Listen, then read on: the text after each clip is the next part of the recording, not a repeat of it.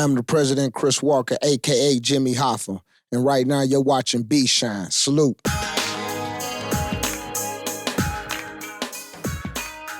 It started back in 85, 86. We were, me and my friends, we followed, when the movie Wild Style and Beat Street came out.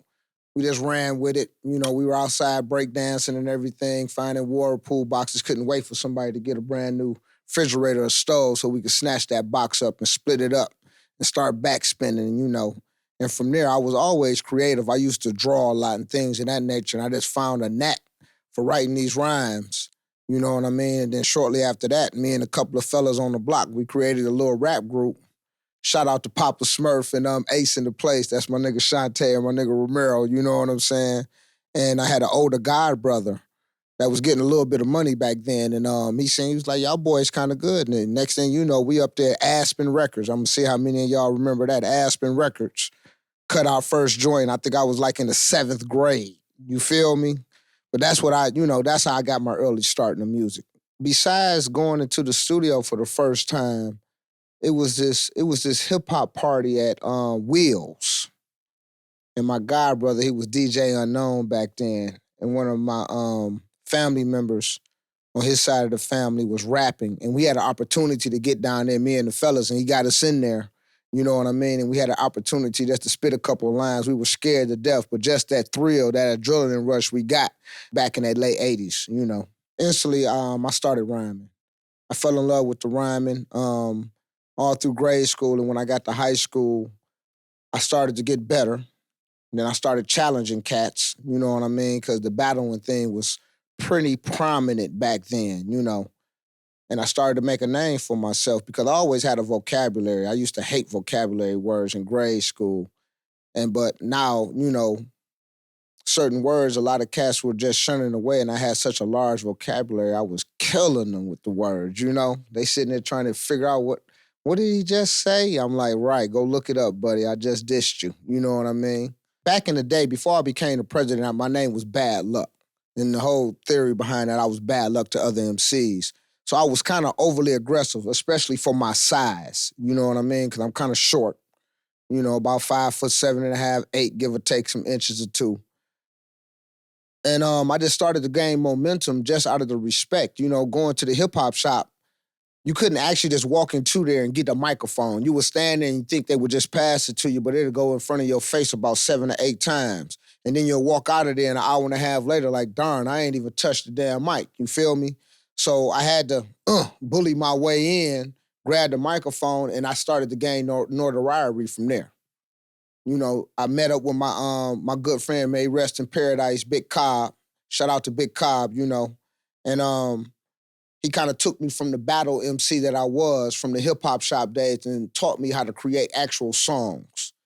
So that was very instrumental in my life. And from there, I always kicked it with him like, man, we need a group. You know what I'm saying? And we started to put together this group called the Teamsters, which was first No Coast.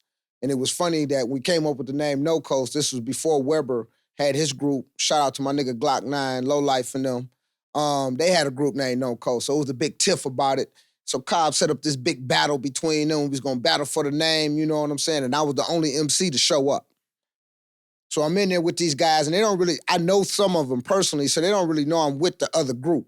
So they sit in there for about an hour, they just talk about my whole group. They just rapping and practicing, sharpening their swords, So I just lose it, and I start going spazzing towards the end of it and just start rapping, and then one thing led to another because I knew one of the cats, and we asked him outside, and then I just was so upset. We broke bread, and I told him I relinquished the No Coast name. I did that personally.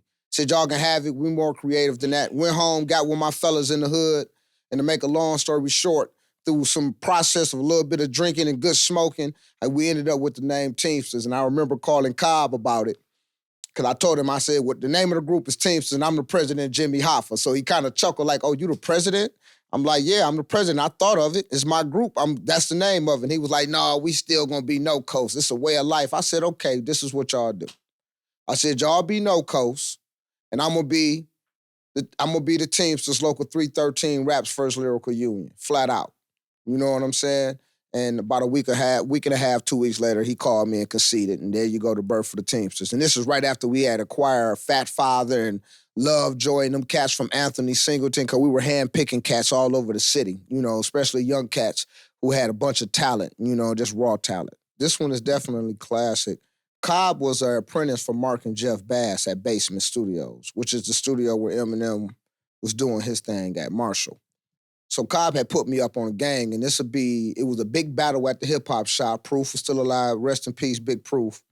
And whoever won the battle was going to be able to host the open mic at the hip hop shop. So that's a big accolade. You feel me? So Cobb was telling me, hey, he was like, this white cat coming down there, and he ain't no shab. And I'm like, get the fuck out of here. And he was like, watch, he's gonna be down there. So bet. I entered into the contest. Make a long story short, I watched Marshall go through a lot of cats. You know what I'm saying? I mean, burn rubber through them. I happened to make it to the final three. Okay? DJ Head, shout out to DJ Head, DJ Dez, but they was putting on some whack ass beats for the president that day. Flat out, which I was bad luck back then, but I don't know what it was. Like, you can't battle off a PE beat. You feel me? Like, that's almost impossible. But I made it. And I beat some of the hip hop shop greats, you know what I'm saying? Shout out to Bizarre and all them cats, you know what I'm saying? So it was me, Eminem, and The Prophet was in the final three. Lil Peace walked in at the last minute and Proof threw him in. I guess to make it even or whatever have you. So then it was us four, and our names was in the hat, and I'm sitting there and I'm praying. You know what I'm saying? Like, please don't let me go against Eminem. Please don't let me go against Eminem. The momentum was too much in his favor already. And of course, my name came out the hat. Eminem his name came out the hat, and the rest is history. Of course, he won. You know what I'm saying? He got me. Still, I ain't forgot that shit, homeboy, for real. But that's one of my, good memories from the battle days. My father is an engineer, so he was pretty much, anything that had anything to do, sports, music, acting, anything, he was shunned. He was shunned on that. My mother was just a little bit different, but of course they think it's far-fetched.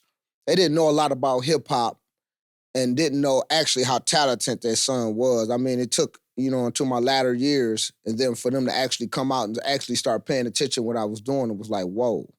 You know what I'm saying? He does. Like my father had mentioned to me a minute ago, like, man, if I'd have known how much talent that you had then and started investing in you back then, ain't no telling where you would be. You know what I'm saying? Which meant a lot to me because he was one of the defining factors of me always trying to, wasn't nobody gonna stop me from doing it, but I had to hide it from him a lot. You know what I mean? But that's how they felt about it. But right now, it's all steam ahead.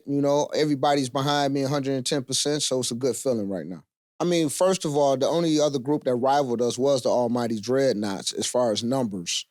And what we brought to the game was just street savvy and promotion and things like that. Like, we were the first actual group to have a promotional van before they actually got the rapping cars a whole lot. Like, you've seen that a lot.